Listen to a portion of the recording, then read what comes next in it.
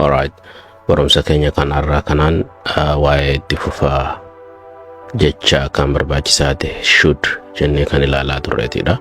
So kutaanarraa kun kan irratti xiyyeeffatu gaafiidha. Bifa gaafiitiin baranna jechuudha. So gaafiin takka yeroo kennamtu conditiontu kennama. Condition keessatti waan sammuu keessa isin dhufe deebisuu qabdu jechuudha. Conditionan erga dhumte booda immoo waliin hojjannaa jechuudha. Okay, suduudhaan amma gara gaafichaa deebinu.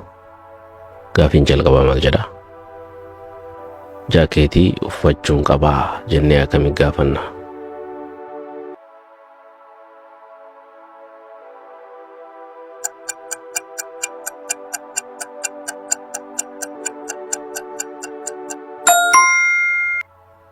So kana ta'a jechuudha. Should I wear a jacket?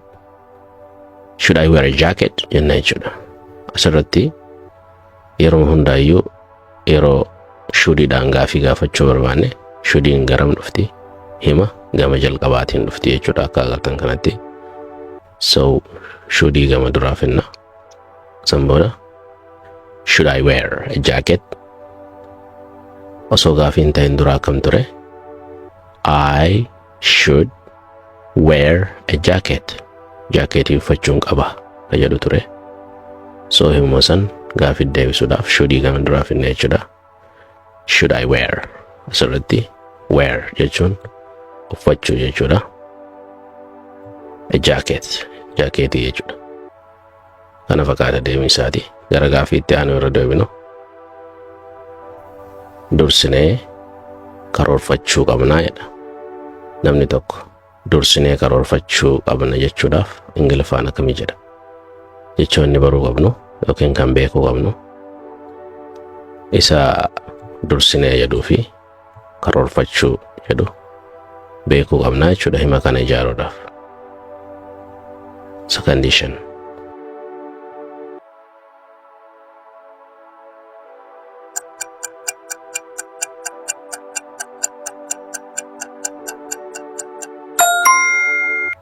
Deebistan jedheetiin abdadha. Deebisaan isaa kana.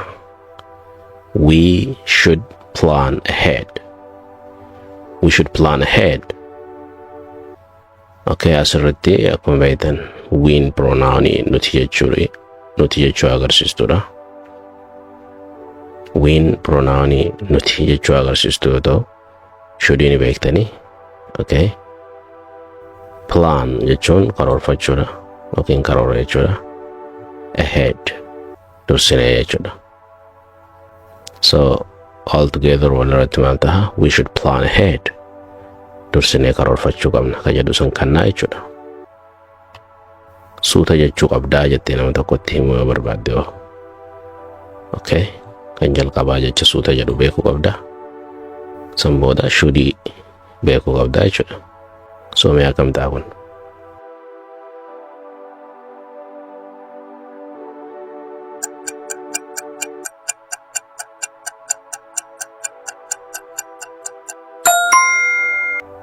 You should slow down.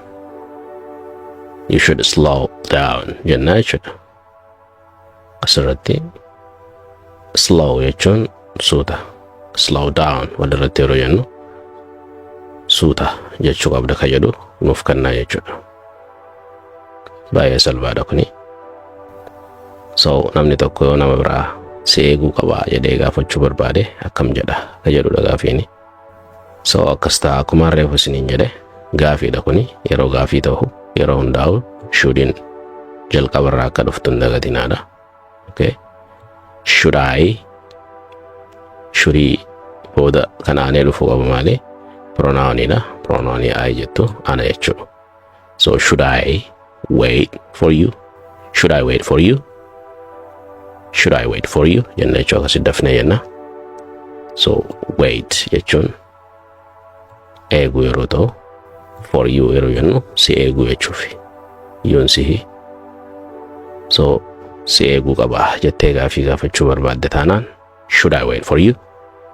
Akkas jenna jechuudha. Gaafiin itti aanu kanadha. Warra ishee bilbiluu qabdii jedha.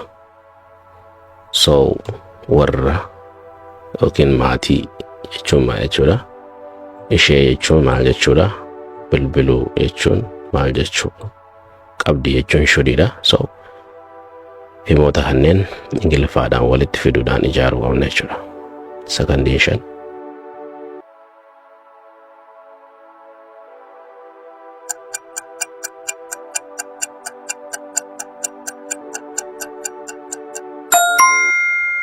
So deebiin akkana.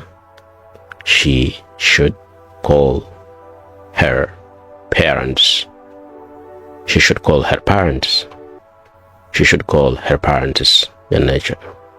Sheen ishee yeroo taatu shouldin qabdiidha.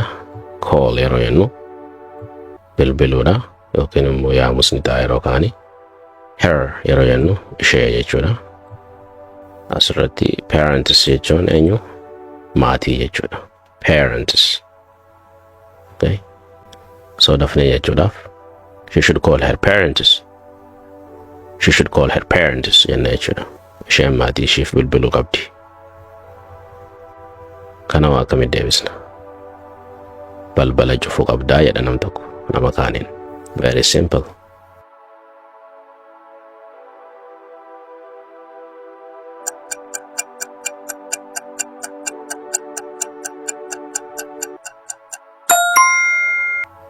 Deebiin kana. You should lock the door. You should lock the door. Asirratti yuun sihi shouldin qabdaadha. Locking cufuudha. The door maali? Hulaadha jechuudha. Simpleedha. Hedduu salphaa. Sirritti dhaggeeffachuu qabda jettee nam tokko gorsuu barbaadda. Akkamii jechuu dandeessa? Sirritti jechuun maal jechuudha? Dhaggeeffachuu jechuun maal jechuudha? Walitti fidaa. You should listen carefully. Asirratti inni reefu sirritti jechuudhaaf akkam jenne isa carefully jennuun kana jechuudha. Carefully jechuun maal jechuudha? Sirritti jechuudha. Listen yeroo jennu dhaggeeffachuu jechuudha. Listen hin jennu yeroo barraa akkasi barraa listen jennee dubbisna jechuudha. So you should listen carefully yeroo siin jedhan sirritti dhaggeeffachuu qabda jechuudha. Ciree nyaachuu qabda jedha kun. Jechoota beekuu qabnu keessaa ciree fi nyaachuu ka jedhu beeknaan gahaadha jechuudha deebii kana deebisuuf. Maaliif jennaan shuuduma itti daballaa jechuudha sammuudha.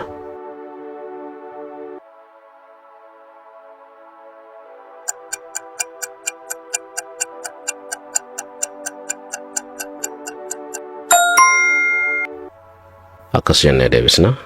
You should eat breakfast. So ciree nyaachuu qabda jettee yeroo nama dubbattu you yookiin si jettee nama tokko dubbisu jirta. Jechaan jirre malee akka nama sanitti akeekaa jirtu beekamaadha. Saniif you filanne you okay ati jechuudha. Should qabda maal godhu qabda? Eat nyaachuu maal? Breakfast. Ciree jechuudha. Breakfast jechuudha. So you should eat breakfast. Ciree kee nyaachuu qabda jechuun jirre jechuudha. Ammatti gahuu qabu jedha asirratti. Akkamitti akkana jechuu dandeenya?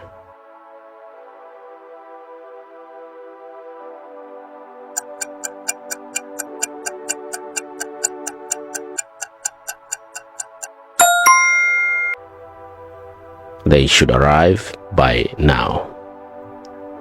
By now ka jettu tuni ammaan yeroo takka loqoda garii keessatti ammaan jechuu dandeenya. So namoota eegaa jirrutu jira dhufuudhaaf. Namni eegaa jirru suni yoo ture jarri sun ammaan as ga'uu qabu. Maal ta'an laata jechuu yoo barbaanne scenario akkasii keessatti jechuudha. So ammatti as ga'uu qabu jettaan nama kaaniin maal ta'an laata jirri. Okay. Haasawaa akkasii yeroo fayyadamnudha jechuudha. Akkam jenna? They isaan jechuudha. Should qabu maali? Arrive. Gahuu. Iddoo tokko gahuu jechuudha. Bakki isaan gahan bakka itti nuti eegaa jirru jira. So they should arrive by now. They should arrive by now jechuun ammaan gahuu qabu jechuudha. ID koo fiduun qabaa jedha asirratti. Akkamittiin gaafii akkasii gaafadha. Asirratti akka hin daganne yeroo gaafii ta'u should'iin jalqaba akka dhuftuu fi itti aanee pronouniin akka dhufu qabu hin dagatina.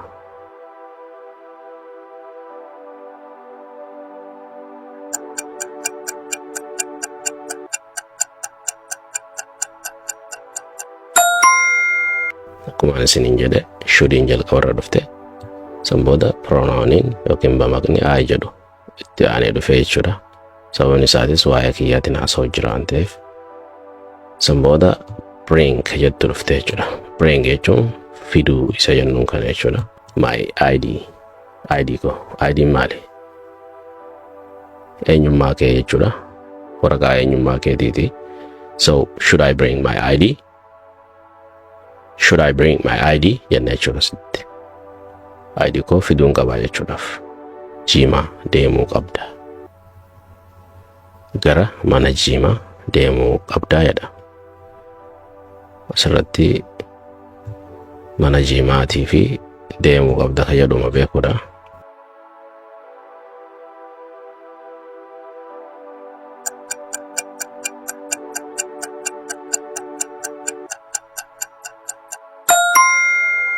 So deebiin isaa you should go to the gym. Asirratti gara kan jettu tuni tuudha. From see kan jennuun san jechuudha. Iddoo tokkorraa tokkotti deemuu kana akeektu jechuudha. So gara mana jimaa deemuu qabda kan jedhuuf you should go ammaasii you should go deemuu qabda kan jedhuudha asirratti. To the gym gara mana jimaa mana ispoortii jechuudha. So akkamitti dafnee jenna you should go to the gym.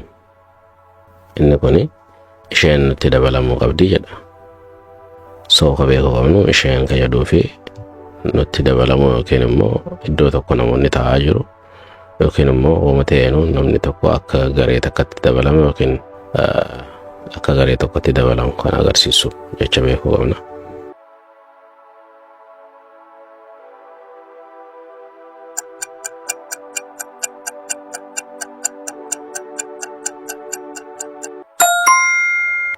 So akkamtaa deebiinsa she should join us. So asirratti jechi join jettu dabalamuu jechuudha. Yookiin gareen takka taa'aa jirtu namni dhaabbataa jiru tokko jiraate so akka namni sun nutti dabalamu yoo gaafachuu barbaanne jecha join jettu fayyadamuu qabna jechuudha. So join us. So asirratti jechoonni join us jettu kophaa isaanitti maal nuu kennu nutti dabalame jechuudha. Asirratti she jennee eegalle hima kana isheen should qabdi. She should isheen maal qabdi ta'uu qabdi join us nutti dabalamuu qabdi jechuu jirra jechuudha. She should join us jenna jechuudha.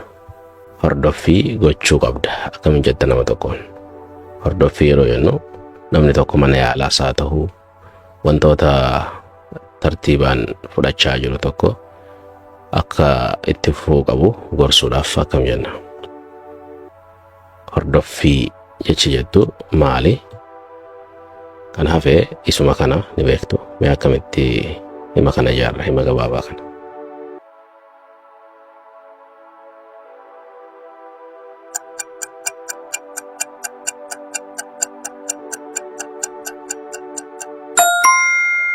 Deebisaan akkana you ati jenne should maal ta'uu qabda qabaachuu wanta ati godhuu qabdu si agarsiisu jira.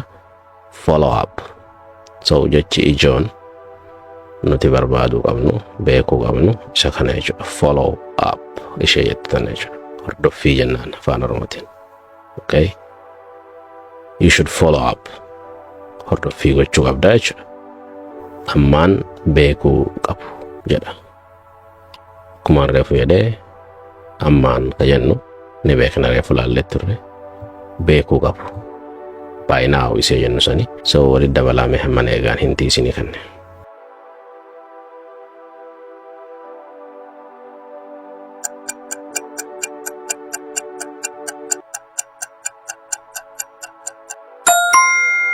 So they isaani waa'ee isaanii haasoo jirra.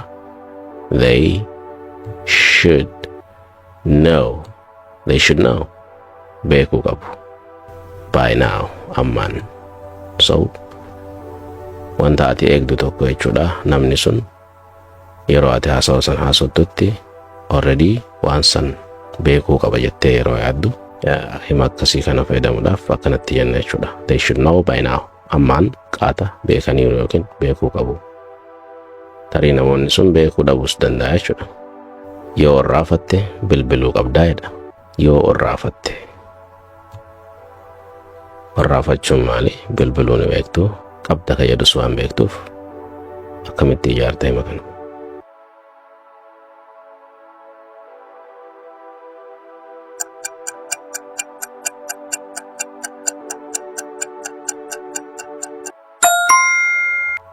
You should call. Bilbiluu qabda hammaasi. Yoonsi should ni beektu calling bilbiluu jenne. If amma jechi ijoon takka isii if jettu tana jechuudha. Ifin afaan oromootiin isii yoo jennuun kana jechuudha.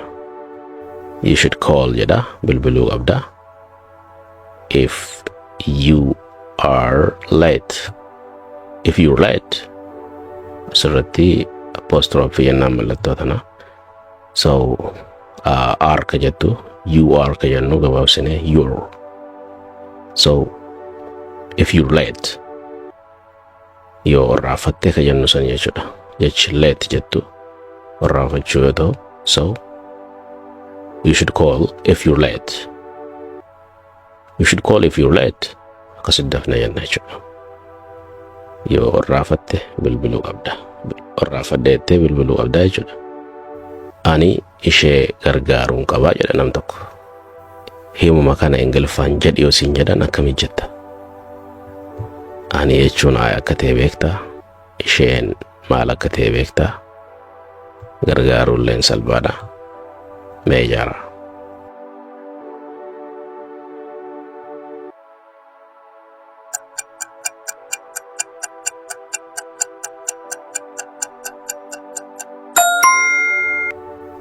I jettee galte jechuudha.